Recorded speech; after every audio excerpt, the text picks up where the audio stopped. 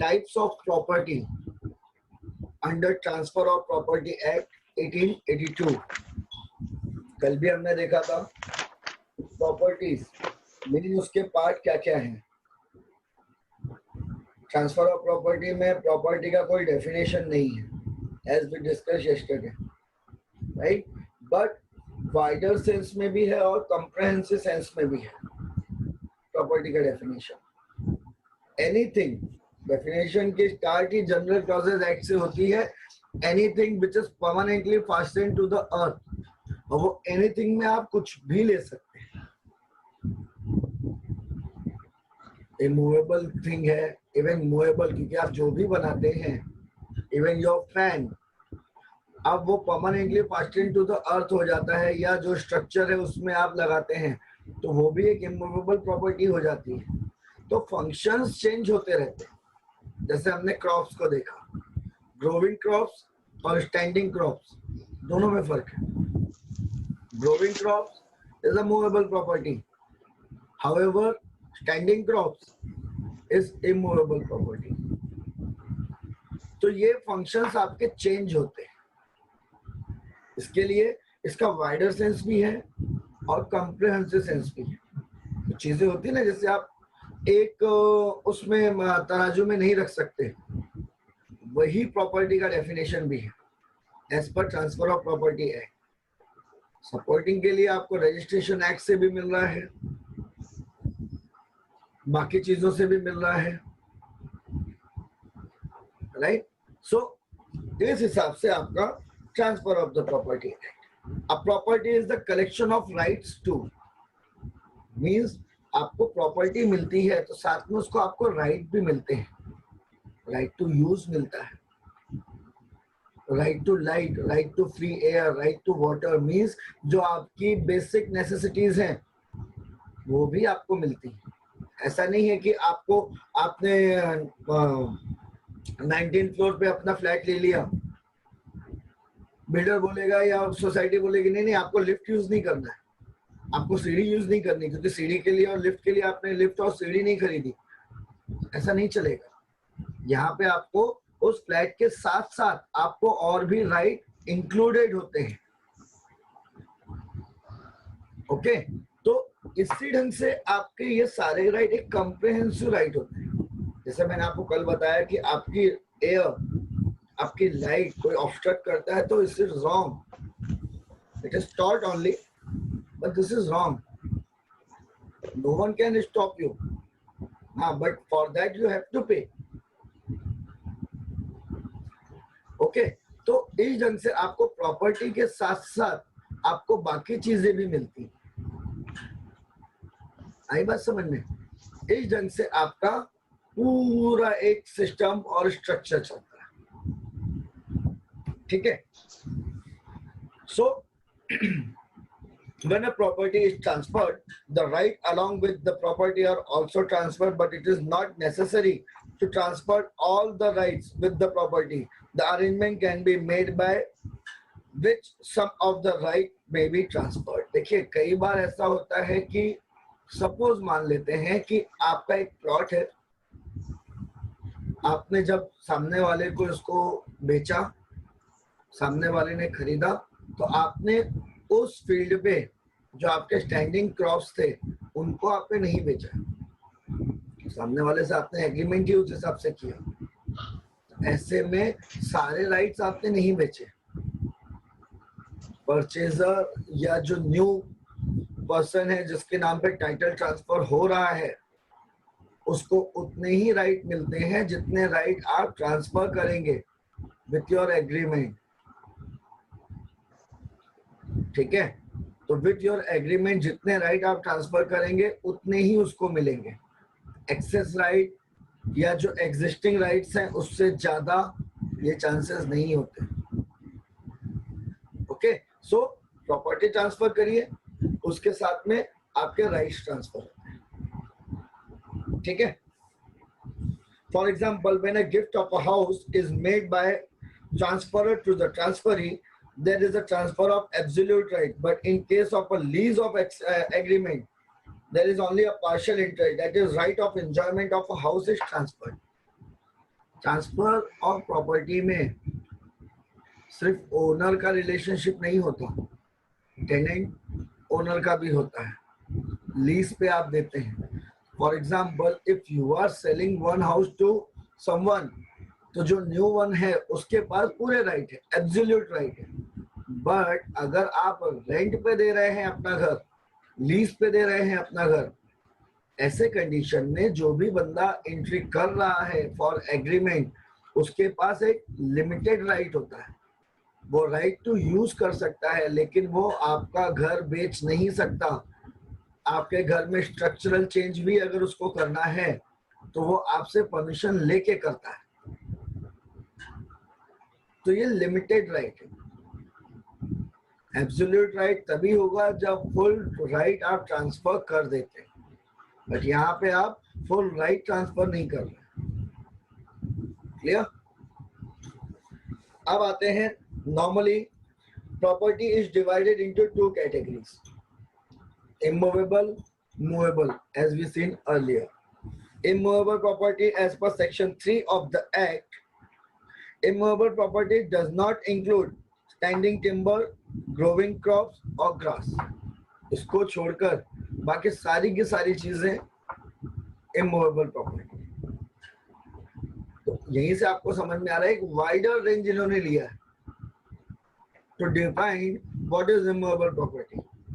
अब इन तीन चीजों को छोड़कर जो भी है वो सारा का सारा इमूवेबल प्रॉपर्टी है। वेरी सिंपल डेफिनेशन, ठीक है।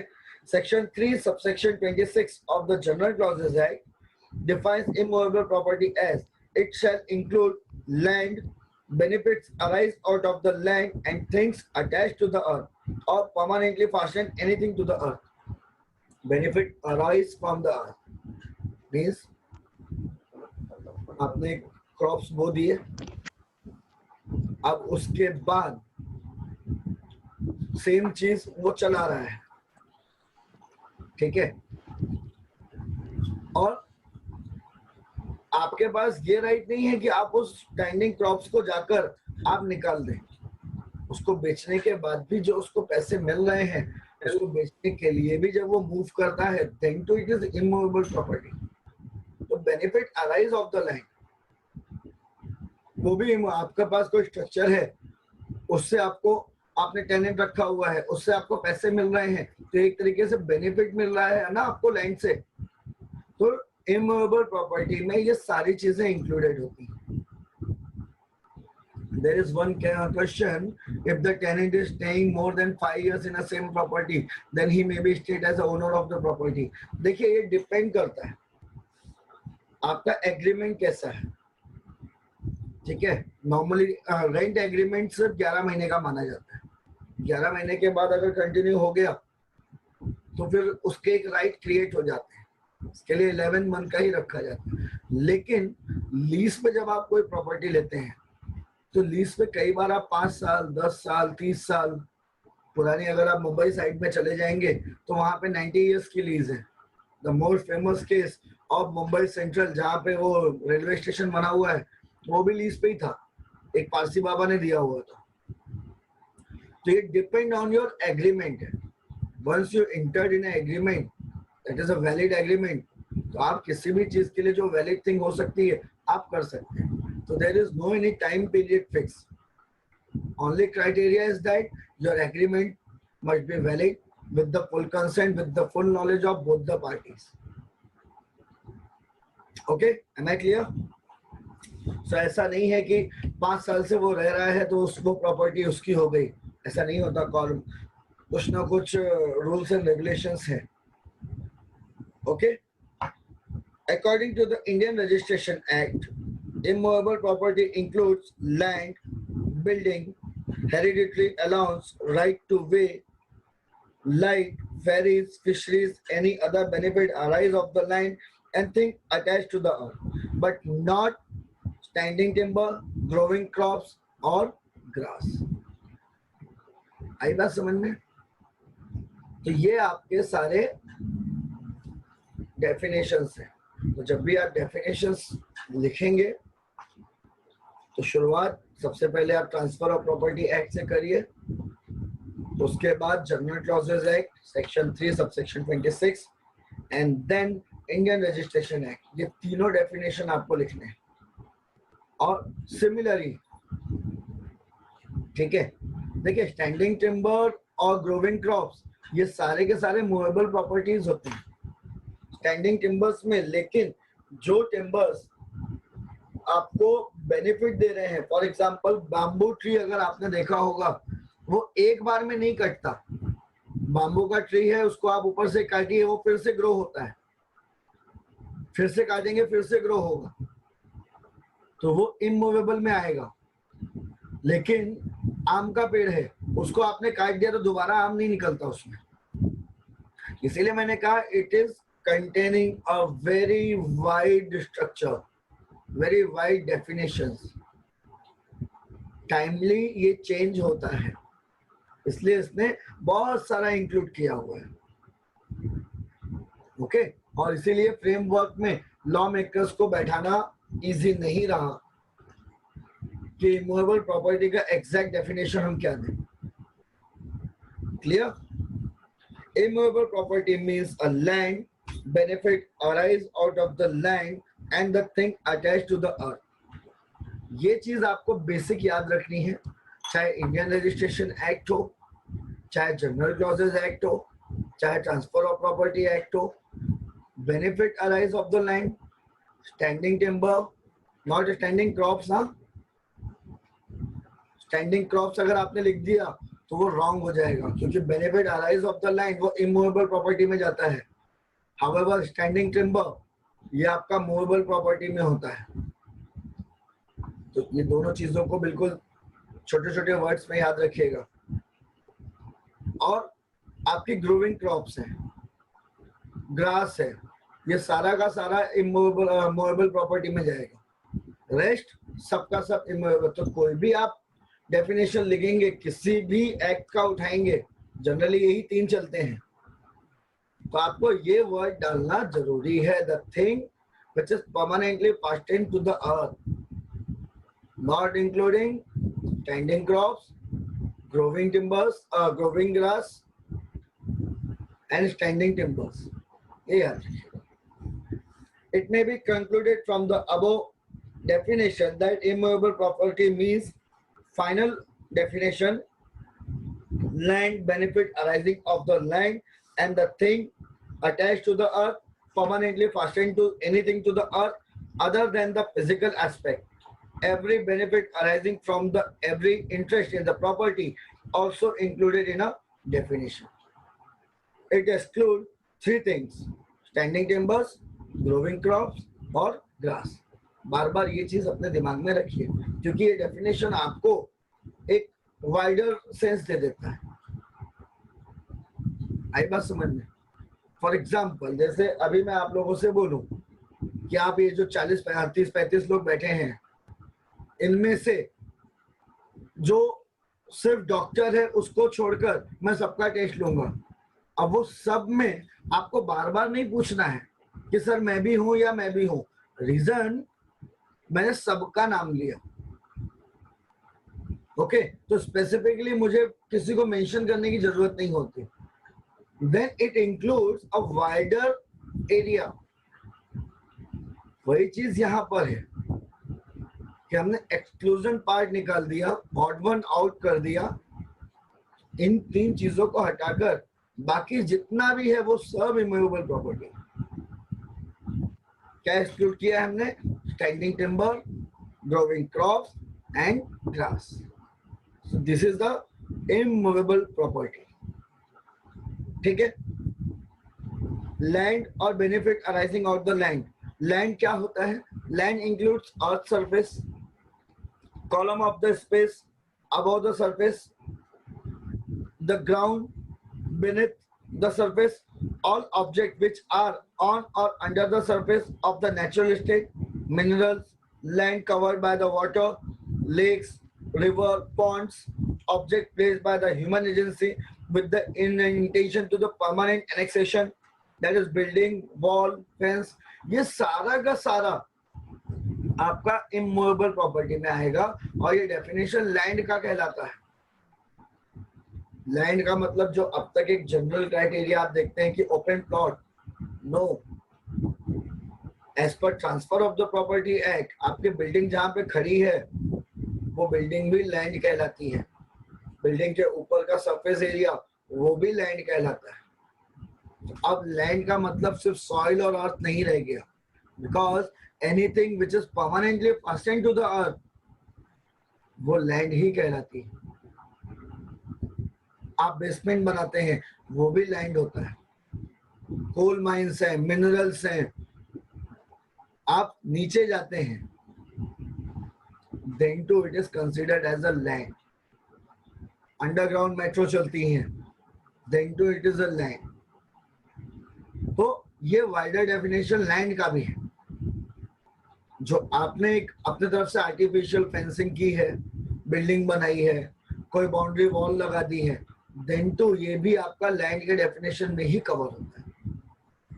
और सेकंड है benefit arising out of the land, means the benefit arising out of the land are also known as profit appendre. ये चीज हमेशा याद रखिएगा, प्रॉफिट अपरेंड्रे, ये बहुत इंपॉर्टेंट टर्म है। जब आप सिविल सूट फाइल करते हैं, आपकी प्रॉपर्टी पे कोई इलीगल पोजीशन लेता है, तो अब जब आप प्राइमरी जो टेम्परेरी इंजंक्शन है, टेम्परेरी इंजंक्शन में आप प्रॉफिट अपरेंड्रे ही मांगते हैं, स्टे मांगते हैं, वेकेशन करना है, एविक्शन करना है, वो आपका फाइनल पार्ट है। बट इंटरिम ऑर्डर के लिए आप इस चीज पे लगते हैं, मींस कि अगर ये प्रॉपर्टी पे केस 12 साल चल रहा है, 10 साल चल रहा है, तब तक उससे जो सामने वाला बंदा है वो तो रेंट कमा रहा है ना, तो उससे जो प्रॉफिट मिल रहा है वो उसके नाम पे जा रहा है, उस पे आप अपना शेयर लेते हैं और कोर्ट इंटरिम ऑर्डर उसमें पास करता है। तो ये word is the most important, इसको हाईलाइट कर लीजिए, profit अपरेंड्रे। All benefit arising of the immovable property and every interest in such property are also regarded as immovable property, such as a benefit cannot be severed from the land, that is hereditary allowance, right of the way, right to collect a fish from the ponds, etc. Okay, ये सारा का सारा आपका immovable property में आएगा। Pond में आप fisheries कर रहे हैं, ठीक है, तो ये सारा का सारा आपका इमूवेबल प्रॉपर्टी और benefit arising of the land में आता है। प्रॉफिट अपरेंड्रे फिर से समझ लीजिए, सपोज आपने एक शॉप खरीदी किसी भी मॉल में, शॉप खरीदने के बाद आपने वहां पे एक टेनेंट को रखा, वो आपको 50,000 पर मंथ दे रहा है, that is the profit a prendre, means a benefit arising out of the land. वो लैंड आपको कितना फायदा दे रही है, that is the profit a prendre. Clear? चलिए, और थर्ड वन आपका आता है things attached to the earth. Section 3 of the transfer of the property defines the expression attached to the earth, including things rooted in the earth in a case of trees and shrubs, thing embedded in the earth as in a case of wall or building, thing attached to what is embedded for the permanent beneficial enjoyment of that which is it is attached. The things attached to the earth is a very simple definition. Following property has been judicially interpreted as an immovable property, that is right to way, right to ferry, right to collect the rent, right to catch and carry away the fishery, hereditary right, right to collect lac from the trees, etc. ये सारा का सारा immovable property में आता है, but does not include right to worship. ये आपका immovable property नहीं है। बाबरी मस्जिद केस में इस पॉइंट को मोस्ट इम्पोर्टेंटली यूज किया गया था।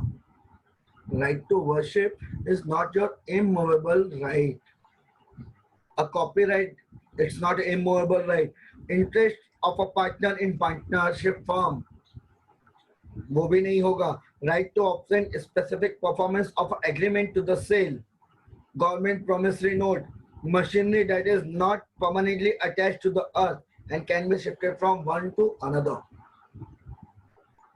Okay, so ये सारे के सारे आपके इमूवेबल प्रॉपर्टी में नहीं आते. सपोज आपने देखा होगा अगर आप डॉकयार्ड साइड में चले जाएं या बड़ी बड़ी इंडस्ट्रीज में चले जाएं तो बहुत बड़े बड़े मशीनरीज आपको वहां दिखती हैं, राइट? तो वो सारी की सारी मशीनरी अटैच्ड होती हैं, फास्टन होती हैं, but then to it is not included in immovable property. Okay, वो मूवेबल होती है क्योंकि वो क्रेन आप एक जगह से हटाकर दूसरी जगह ले जा सकते हैं. Though it's very big machine then too. ठीक है. The real test if whether a property is immovable or immovable is the intention behind the transfer and transferability of a property. For example, generally a mango tree will be treated as immovable property, but it will remain treated as movable if it is cut and used to build a house. Okay. तो ये सारी की सारी चीजें आपका immovable property में include होती हैं. बट अगर दो पार्टीज जो द एग्रीमेंट इंटर करते हैं कि भाई ये मैंगो ट्री जो इमूवेबल प्रॉपर्टी जनरली ट्रीट हो रहा है, लेकिन इसको मैं आपको दे रहा हूं कि आप इसको काटिए और अपने घर को बनाइए या किसी चीज में यूज करिए, ऐसे में अब वो मैंगो ट्री आपका मूवेबल प्रॉपर्टी में कन्वर्ट हो जाए. इस बेसिक डिफरेंस को याद रखिए कि आप अपने प्रॉपर्टी राइट को आप उसका राइट चेंज कर सकते हैं.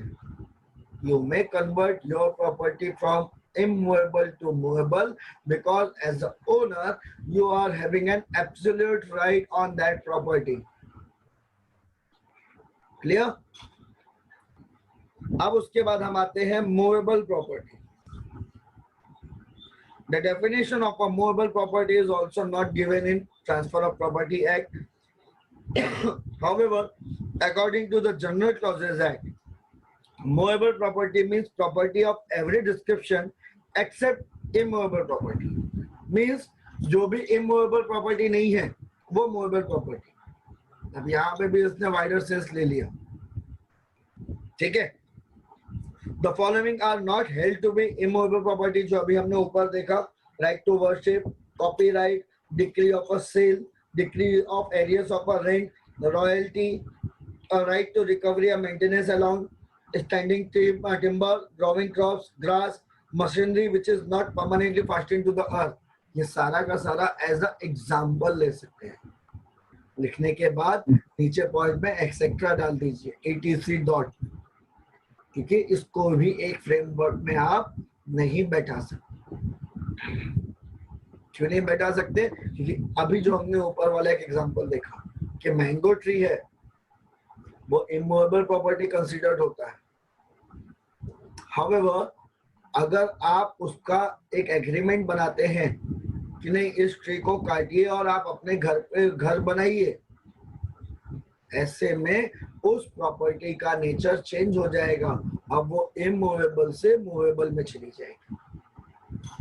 ओके, तो ये आपका इमूवेबल प्रॉपर्टी और मूवेबल प्रॉपर्टी का डेफिनेशंस और उसके एग्जांपल्स थे.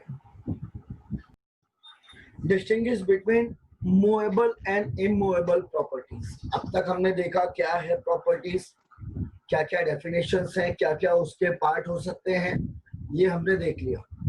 अब हमें डिफरेंशिएशन निकालना है कि मूवेबल प्रॉपर्टी क्या है, इमूवेबल प्रॉपर्टी क्या है, इन दोनों में डिफरेंस क्या है.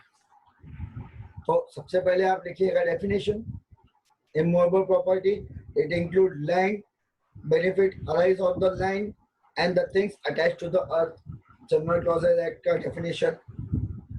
Movable property में it include stocks, shares, growing crops, grass, things attached or forming a part of the land and where which are agreed to be served before a sale under a contract or sales of good acts. Means जैसा भी हमने mango tree का देखा example कि अगर वो immovable property है भी, बट अब आप उसका फंक्शन चेंज कर रहे हैं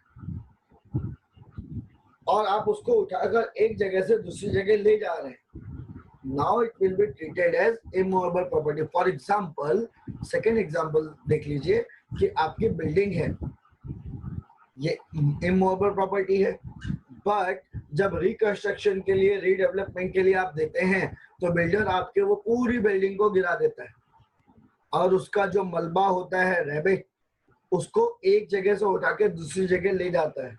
अब उसका फंक्शन चेंज हो गया, अब वो इमूवेबल नहीं है, अब वो मूवेबल है। आई बात समझ में? Things are changes by entering into agreement, इसीलिए इसको एक फ्रेमवर्क नहीं दिया गया है। Okay, if the thing is fixed to the land, even slightly of it caused to a deeper into the earth by external agency, then it is deemed to be immovable property. जो आप pumping set, अब तो हमारे यहाँ नहीं होता, फिर भी अभी आप गांव साइड में जाएंगे तो आपको मिलेगा पंपिंग सेट, हैंड पाइप, वो पूरा स्ट्रक्चर जमीन के नीचे जाता है, जमीन के नीचे जाने के साथ वो उसमें अटैच्ड होता है, तो वो भी आपका इमूवेबल प्रॉपर्टी ही कहलाएगा। ओके, मूवेबल में if the thing is resting on the earth merely its own weight, the presumption is that it is a movable property unless contrary is proved। बड़े बड़े ब्लॉक्स हैं, पाइप्स हैं, लाके फेंक दिया जमीन पे तो वो मूवेबल ही माना जाएगा, unless and until आप वो चीज उसमें मेंशन ना करें। आप सबके सब मरीन ड्राइव गए होंगे, वहां पे देखिए आप, वहां पे क्यूबिक ब्लॉक्स पड़े हुए हैं किनारे पे, राइट? वो क्यूबिक ब्लॉक्स वाटर प्रेशर को डिवाइड करने के लिए हैं, बट वो वहां पड़े हुए, तो वो मूवेबल प्रॉपर्टी में ट्रीट किए जाएंगे अनलेस एंड अंटिल बीएमसी या उसकी जो भी अथॉरिटी है वो डिक्लेयर ना कर दे कि no, it is the immovable property. Function should be decided by the parties और the owner of that property. Okay, the purpose of annexation of a thing is to confer a permanent benefit to the land which is attached, then it is immovable property। Same चीज benefit arise हो रही है, जो भी चीज आपकी land से annexed है उसको आप इमूवेबल प्रॉपर्टी ही ट्रीट करेंगे। लेकिन अगर कोई भी पर्पस आपका सिर्फ एंजॉयमेंट का है, उससे कुछ कलेक्ट करने का है, देन ये मूवेबल प्रॉपर्टी हो जाएगी। तो याद रखिए, बड़ा स्लाइट डिफरेंस है, तो आपको बेसिक अपने एक दिमाग में रखना है खाली कि who will decide this property is movable और immovable? Only one person, that is the owner, because that owner is having a absolute right of that property. मेरा फ्लैट है, मेरा ऑफिस है, मैं यहाँ पे जो चाहूं वो कर सकता हूँ। No one has the right to stop me, right? सर्विल सर, विच एग्जांपल? अभी मैंने ऑफिस का एग्जांपल दिया, which example? Sir, the enjoyment of the thing itself. हाँ, enjoyment of a thing itself कैसे होता है? फॉर एग्जांपल, मैंने एक हट बनाई अपने एक लैंड पे, मेरे पास बड़ी सी लैंड है, मैंने वहां पे एक हट बना दी, मैंने उसको वहां रख दिया। अब वो स्ट्रक्चर है, फास्टेन टू द अर्थ है, टेंट है, फास्टेन टू द अर्थ है, बट मैं उसका यूज सिर्फ बेनिफिशियल एंजॉयमेंट के लिए कर रहा हूँ। तो मैं जब चाहूँ वो उस हट को या उस टेंट को यहाँ से उठा के कहीं और शिफ्ट कर सकता हूँ, राइट? तो it's only a me who will decide how the property to be used, उसका फंक्शन मैं डिसाइड करूंगा। आई बात समझ में? चल, transfer of property required a registration of a document, no registration is required for the transfer of immovable property. Okay, अब हम आते हैं पॉइंट 1.4 पे, ट्रांसफर ऑफ प्रॉपर्टी। अब क्या है, अभी तक हमने प्रॉपर्टी के बारे में पढ़ा, प्रॉपर्टी के डेफिनेशन हमने देखे, टाइप्स ऑफ प्रॉपर्टी पढ़ा, उसके दो पार्ट देखे, मूवेबल, इमूवेबल, ये तीनों डेफिनेशन 3 एक्ट के थ्रू चलते हैं, याद रखिएगा। सबसे पहले ट्रांसफर ऑफ प्रॉपर्टी एक्ट, उसके बाद general clauses act, and third one is registration act. इन 3 के अकॉर्डिंग आपका ये डेफिनेशंस चलेगा। Once you attempt, you have to follow all these 3 definitions, और उसको आपको बाइफर्केट करना पड़ेगा। जब आप ये डेफिनेशन लिखेंगे तो आप ये बताएंगे एज पर transfer of property act this is this definition, as per general clauses act this is the definition, as per the registration act this is the definition. तीनों सिमिलर ही हैं लेकिन स्लाइट हेयरलाइन डिफरेंसेस हैं, तो be cautious, तीनों definitions के according ही आपको चलना है। Okay, now comes to the main point, what is transfer of property. Section 5 of the Transfer of the Property Act defines in the following section, transfer of property means an act by which a living person conveys a property in presence or in future to one or more other living person, or to himself or one or more other living persons. To transfer is performed such act. This is your definition of transfer of property as per the section 5 of the Transfer of Property Act. Means कि कोई भी ऐसी चीज living person होना जरूरी है, कोई भी ट्रांसफर करने के पहले वो इंस्ट्रूमेंट को एग्जीक्यूटेंट जो भी है वो लिविंग पर्सन होना जरूरी है। वो प्रॉपर्टी को ट्रांसफर करेगा किसी और को, प्रेजेंट टाइम के लिए भी कर सकता है, फ्यूचर के लिए भी कर सकता है। फ्यूचर के लिए कैसे होता है कि एक कंटिंजेंट कॉन्ट्रैक्ट वो बना रहा है, कंटिंजेंट कॉन्ट्रैक्ट में 2021 के बाद से ये प्रॉपर्टी आपकी, ये कंडीशनल कॉन्ट्रैक्ट है, राइट। मॉर्गेज बनता है, मैं पे नहीं कर पाया तो ये प्रॉपर्टी आपकी, तो ये ट्रांसफर ऑफ राइट्स होते हैं, बट हैपनिंग और नॉन हैपनिंग ऑफ इवेंट पे। Future transaction is totally depend on the happening और non happening of a thing, right? So it covers under the contingent contract, conditional contract. However, the present one is depend on sale deed. Future contract is depend on agreement for sale. There are 2 terms. Agreement for sale, in which it is included that how we transfer, कब करेंगे।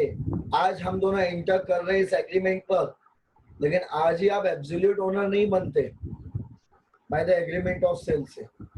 Absolute owner आप तब बनेंगे जब आपको sale deed मिलेगी। आप flat खरीदते हैं इंस्टॉलमेंट्स पे तो आपको सेल एग्रीमेंट फॉर सेल ही मिलता है। सेल डीड आपको तब मिलती है जब आप पूरा इंस्टॉलमेंट दे देते हैं और ओरिजिनल पेपर्स आपके नाम पे आ जाते हैं। ये बेसिक डिफरेंसेस समझ लीजिएगा, okay. In this section, the living person includes a company or association. So, body of individual, whether incorporated or not, but nothing herein contained shall affect any law for the time being in force relating to the transfer of the property or by the companies, associations or body of individuals. Living person में single person भी आ सकता है, artificial function आ सकता है। अभी आप जब company law पढ़ना चालू करेंगे तो आपको पता चलेगा एक आर्टिफिशियल बॉडी भी लिविंग पर्सन ही होती है, ओके। कंपनीज होती हैं, उसके फंक्शंस भी लिविंग पर्सन जैसे ही होते हैं। लिफ्टिंग ऑफ कॉर्पोरेट वेल आप पढ़ेंगे, उसमें आपको समझ में आएगा that who is the owner, because ये सारा फंक्शन आप कंपनी के नाम पर करते हैं।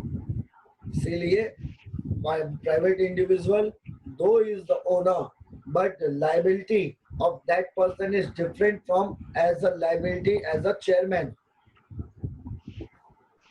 मैं हूँ एक कंपनी का ओनर हूँ, मेरी पर्सनल लाइबिलिटी अलग है, लेकिन जब मैं चेयरमैन के थ्रू वो काम करूंगा तो वो लाइबिलिटी मेरी अलग होगी। तो ये दोनों लाइबिलिटीज को आप मिक्स नहीं कर सकते, ये आपको कंपनी लॉ में पढ़ने मिलेगा। तो living person include all this things.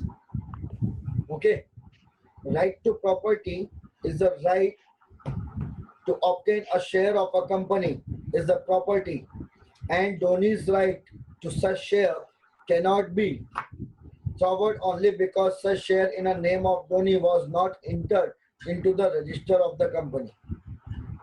ये एक जनरल केस लॉ है, इसको आप रीड आउट करिएगा। एनालिसिस देख लीजिए सेक्शन 5 का, that is the definition, that is after analysing the language of section 5 act of conveyance. The transfer of a property is an act in which the property must be conveyed. Conveyance means the right of a property is transferred from one place to another, one person to another. Though it is a body corporate, between individual, between that individual to the body corporate, or body corporate to the individual, or person from him transferred to himself. अब ये last वाला doubt आता है कि अपनी property में खुद मेरे नाम पे कैसे ले सकता हूँ। इसको समझने के लिए बहुत इजी वे में समझिए। If I am the owner of a company,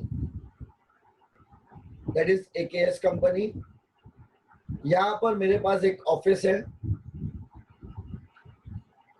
अब being as a personal private individual मेरी आइडेंटिटी अलग है, being as the chairman of AKS institution मेरी आइडेंटिटी अलग है। अब AKS इंस्टीट्यूशन की एक प्रॉपर्टी को मैं मेरे पर्सनल प्राइवेट यूज के लिए यूज करना चाहता हूँ लीगल वे में, तो मैं अपने प्राइवेट पॉइंट से AKS इंस्टीट्यूट को पैसा ट्रांसफर करूंगा और AKS इंस्टीट्यूट से ये प्रॉपर्टी मेरे प्राइवेट एसेट में जाएगी। Am I clear? तो ऐसे में ये प्रॉपर्टी मैंने खुद को ही ट्रांसफर की, बट यहाँ पर मेरा एक स्टेटस अलग है और यहाँ पर मेरा स्टेटस अलग है। यहाँ पर आई am the owner of AKS institute, however इस तरफ I am a private individual. Okay, तो इस ढंग से आपकी प्रॉपर्टी आप खुद को ट्रांसफर कर सकते हैं। Okay, famous case national Herald case इसी पे चल रहा है, जरा गो थ्रू कर लीजिएगा। It is still under adjudication, National Herald case. Okay, the person conveying the property is entitled for the property wanted to be conveyed and it is conveyed to that person who has no prior title in it. Means पहले उसके पास कोई title ना हो, वो property that I am the absolute owner, तो मुझे जो सही लगेगा मैं जिसको चाहूँ उसको बेचूं, इसमें मेरे ऊपर कोई बाउंडेशन नहीं है एक्सेप्ट अलाइन एनिमी। वो आगे हम फर्दर पढ़ेंगे कि जहाँ पे आपके एब्सोल्यूट राइट रुक जाते हैं। ठीक है, ऐसी चीजों को छोड़कर बाकी अगर कोई एग्जेम्पशन नहीं है, गवर्नमेंट की तरफ से कोई नोटिफिकेशन नहीं है, रजिस्ट्रार रजिस्ट्रार की तरफ से कोई नोटिफिकेशन नहीं है, मॉर्गेज में नहीं है, कोर्ट का कोई स्टे ऑर्डर नहीं है, ऐसे कंडीशन में you are the absolute owner of your property and you are having a full right better to transfer this property to any person. Clear? In presence और इन फ्यूचर, ये second point है। Simple सी बात है, मैंने sale deed और agreement of sale आपको बताया कि कुछ प्रॉपर्टी के राइट आप अभी कर देते हैं, कुछ प्रॉपर्टी आप फ्यूचर के लिए करते हैं। जैसे आपने कोई फ्लैट खरीदा, वन टाइम पेमेंट कर दी, तो ये आपका प्रेजेंस में हो गया। लेकिन इंस्टॉलमेंट बेसिस पे लिया है तो unless and until single payment was paid तब तक वो फ्लैट आपके नाम पे नहीं आएगा. You are not the absolute owner. ये होता है आपका future. Living person includes a living person, body of corporate, company, association whether incorporated or not. ये सारा का सारा आपका लिविंग पर्सन में ही आता है. ओके. उसके बाद to himself or himself with or another person. ये अभी मैंने आपको एग्जांपल के थ्रू समझाया. Being as a chairman of institute, my identity is different. Being as a private individual, my identity is different. The asset of one identity will transfer to asset of another identity. It is permissible in the law. Okay, it is not illegal, but the transaction should be fair enough. ऐसा नहीं है कि यहाँ पे 10 करोड़ की property है और मैंने उसको 10 रुपए में बेच दिया. So this is wrong. हर चीज के लिए क्राइटेरिया, इसीलिए आपको रजिस्ट्रेशन एक्ट दिया हुआ है जिसके अकॉर्डिंग आप प्रॉपर स्टैम्प ड्यूटी पे करते हैं. ओके. और काइंड ऑफ ट्रांसफर्स में क्या आता है आपका? The act contemplates sales, mortgage, lease, exchange और गिफ्ट. ये पांचों टाइप आपके आते हैं जो ट्रांसफर होते हैं. सेल मतलब जब आपने एक प्रॉपर्टी दूसरे को बेच दी, मैटर वहीं खत्म. मॉर्गेज किया है, आपने वो प्रॉपर्टी किसी बैंक में, किसी फाइनेंशियल इंस्टीट्यूट के पास रख दी, एक अमाउंट आपने एज अ लोन लिया और ये प्रॉपर्टी आपकी एज अ सिक्योरिटी है. तब तक ये राइट ट्रांसफर रहेगा उस बैंक के नाम पर. If you are fail to pay, then bank has a full right for auction of that property. Lease पे दिया, दैट एक लिमिटेड पीरियड के लिए आपने किसी को उसको राइट दिया है to use your property against some money. Exchange किया, आपने अपनी प्रॉपर्टी दूसरे से एक्सचेंज कर ली. और गिफ्ट किया, out of love and affection आपने अपनी प्रॉपर्टी गिफ्ट कर दी. तो इस तरह से ये आपके 5 काइंड्स ऑफ ट्रांसफर होते हैं. ओके. तो we will stop here for today's discussion.